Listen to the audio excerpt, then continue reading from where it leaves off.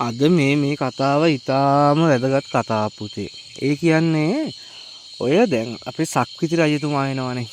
ඒ කියන්නේ අපේ දියසේන කුමාරයා මේ ලෝකේ දැන් ජනිත වෙලා මේ ඉදිරියේදී මේ ලංකා මහ පොළොවට ධාර්මික රජෙක් විදිහට පහළ වෙනවා පුතේ. එතකොට මේ පහළ වෙන කුමාර රත්නය ගැන අපට පුතේ මේ ගැන කතා කරොත් මේකේ පුතේ මේ ඉතිහාසයේ එන්නේ පුතේ යුග ගණනාවක් කල්ප ගණනාවක ඉඳලා. හරිද? වරක පුතේ රාවණ රජතුමා විදියට ආවා. වරක පුතේ දේවානම්පියතිස්ස රජු විදියට ආවා. වරක පුතේ දුටුගැමුණු රජු විදියට ආවා. වරක පුතේ අවසන් පාලකයා අපේ සිංහල ජාතිය එක්සේසත් කරපු පුතේ අටවන පරාක්‍රම බාහු විදිහට මේ ලංකා පොළොවේම ඉපදුනා. එතකොට පුතේ ඔය රාවණ ආත්මයට දුටුගැමුණු කුමරු සම්බන්ධ වෙන තැන පුතේ. මොකද දුටුගැමුණු කුමරු ඉපදෙන්න කලින් තමයි හාමුදුරුවරු අනාවැකි කියන්නේ දේවානම්පියතිස්ස රජතුමාට ඔබේ මුණුබුරෙක් කෙනවා. ඔබේ මුණුබුරෙක් විදිහට කුමාරයෙක් පහළ වෙනවා. ඒ කුමාරයා මේ රට එක්සේසත් කරනවා මෙහෙමයි කියලා. එතකොට පුතේ දැන් මේ ගැමුණු කුමරු ඉපදෙනකොට මේ දේවානම්පියතිස්ස රජතුමා නැහැ. එතකොට මේ දේවානම්පියතිස්ස රජුගේ ආත්මයටත් ආය සම්බන්ධ වෙලා තමයි මේ ගැමුණු කුමාරයා මේ ඉදිරි ඉපදලා මේ රට එක්සේසත් කරලා. හැබැයි පුතේ එක දෙයක් මතකද? දුටුගැමුණු රජතුමා මරණ මංචකයේදී කියනවා මං කොතෙක් උත්සාහ කළත් මට තේරුම් ගන්න අපහසු වෙච්ච දෙයක් තිබ්බා. මේ ධර්මයේ හරියට මට තාම තේරුම් ගන්න බැරි වුණා. මම මගේ රට එක්සේසත් කළා. මං ධාර්මික රජ කෙනෙක්. හැබැයි මේ සංසාරේ මං තව ටික දවසක් තව ටික දුරක් යාවි. ඒ විදිහට ඇවිල්ලා පුතේ අටවන පරාක්‍රම බාහු විදියට නැවත ඉපදුනා. ඒත් පුතේ හම්බ වුණේ යුද්ධයක්. ඒ යුද්ධෙත් කරන්න ඔහුට සිද්ධ වුණා. එතනොත් නික්මලා ගියාට පස්සේ පුතේ අපට ඊට පස්සේ සඳහනක් හම්බ වෙන්නේ කොත්මලෙන් සහ ඒ ආවට ප්‍රදේශ වලින් අපට හම්බුන දේවලුත් එක්ක බලද්දි පුතේ මේ ආත්මය මේ අවසන් ආත්මය දුටුගැමුණු රජතුමාගේ රාවණ රජතුමාගේ ඒ අටවන පරාක්‍රම බාහු රජතුමාගේ දේවානම්පියතිස්ස රජතුමාගේ පුතේ අවසන් ආත්ම භාවය.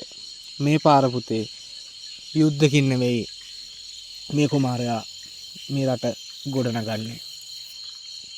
සියලු ජාතීන්ට සියලු සත්වයින්ට ධර්මය අසිපතක් කරගන්නවා. එදා පුතේ යුද වදින්න වුණා මේ රටේ තිබිච්ච ප්‍රශ්න වෙනුවෙන්. කැක්කුම කැකෑරන ලේත් එක්ක යුද වදින්න වුණාට මේ ආත්මෙට එනකොට පුතේ එතුමගේ පාරමිතාවන් සියල්ල සම්පූර්ණයි. ඒ සියලු පාරමිතාවන් ඉවර කරලා තියෙන්නේ. ඒ කියන්නේ පුතේ මේ ආත්මෙන් නික්මලා යන්න, ඒ කියන්නේ සෝවාන් වෙලා රහත් වෙලා මේ නැවත මිනිස්සෙක් විදියට ඉපදෙන එක ඉවර කරලා යන්න තමයි පුතේ මේ පාර මේ නැවත ඉපදෙන්නේ. මෙවර ඉපදෙන දියසේන කුමාරයා විදියට. මේ දියසේන කුමාරයා පුතේ කොච්චර යුද්ධ තිබුණත් මෙවර සංහාර කරන්නේ නැහැ. ඒ කියන්නේ ඝාතනය කරලා කිසිම කෙනෙක්ව රටක් ගොඩනගන්න නෙමෙයි මෙවර උත්සාහ කරන්නේ. මෙවර පුතේ හොඳට බලන්න මේ කුමාරයා පහළ වෙලා ධර්මය අසිපතක් කරගන්නවා. පෑන තමන්ගේ කට ඒ දෙක අසිපතක් කරගෙන මේ ලෝකේ මේ ලංකාව හරි ලස්සනට පුතේ මේ බෞද්ධ ශිෂ්ටාචාරය නැවත නගා සිටුවලා. ඒ කියන්නේ මේ රජ කෙනෙක් වුණත් බණ කියන රජ කෙනෙකුට කවුද පුතේ ආස නැත්තේ? හරි දේ කියා දෙනවා හොඳට හැමදේම පව පින කියා දෙන ධාර්මික නායකයෙකුට කවුද ආස නැත්තේ? මේ පාරේ එන්නේ එහෙම පුතේ. එදා ඔය දුටුගැමුණු රජතුමා කියන්නේ හරි ලස්සන පුරාවෘත්තයක් පුතේ. ඒ කතාව ඇත්තටම අපි කතා කරන්න ගියොත් දුටුගැමුණු රජතුමා කියන්නේ හරි මහා පුදුමාකාර ගතිගුණ තිබිච්ච මිනිස්සෙක්.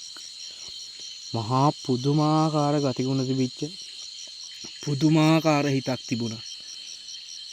ඔය බුදුහාමුදුරුවෝ කියන්නේ මහා කරුණාව. අන්නේ කරුණාවන්ත මිනිස්සෙක් පුතේ.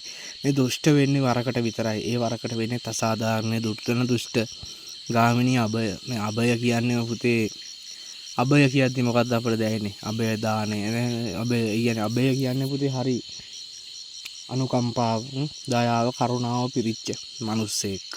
එතකොට මේ දියසේන කුමාරයා විදිහට අවසන් ආත්ම භාවයේ ඉපදිලා පුතේ මේ සියලු කුසල් නිමා අකුසල් නිමා කරලා මිනිස්සුන්ට යහපත් ලෝකයක් රටක් හොඳ දෙයක් තනලා මේ කුමාරයා නික්මලා යනවා. මේක පුතේ මේ සක්විති ආත්මය රාවණාගේ ඉඳලම තමයි එන්නේ. මේ රාවණාට පුතේ එකපාර හිතනවාද අවුරුදු 5000කට පස්සේ ඉපදෙන්න එහෙනම් බෑ. ඒ අවුරුදු 5000 වෙනකම් විඥාණය තියෙනවා පුතේ. ඒ තිබ්බට පුතේ මේක ඒ කෙනාගෙන් කෙනාට ඒ විඥාණය ඇවිල්ලා ඒ එක එක ආත්මවලදී පුතේ try කරනවා මේක. ඒ කියන්නේ ඒ ආත්මෙට දැනෙන විදිහත් එක්ක ඒ ආත්මෙට හම්බෙන විදිහත් එක්කයි මේක ගලාගෙන යන්නේ. හැබැයි මේ පාර එන්නේ අවසන් වරට. මේ පාර මෙයා අර බුදුනුත් කිව්වේ බුදුහාමුදුරුවෝ බුදුරජාණන් වහන්සේත් කිව්වා මේ මගේ අවසන් උපතයි. මට නැවත උපතක් නැත. එමම තමයි. දියසේන කුමාරයා විතර ගොඩාක් දුරට මෛත්‍රී බෝධිසත්වයෝ තමයි මේ ලෝකෙට පහළ වෙන්නේ. ඉතින් මෛත්‍රී බෝධිසත්වයෝ කියන්නේ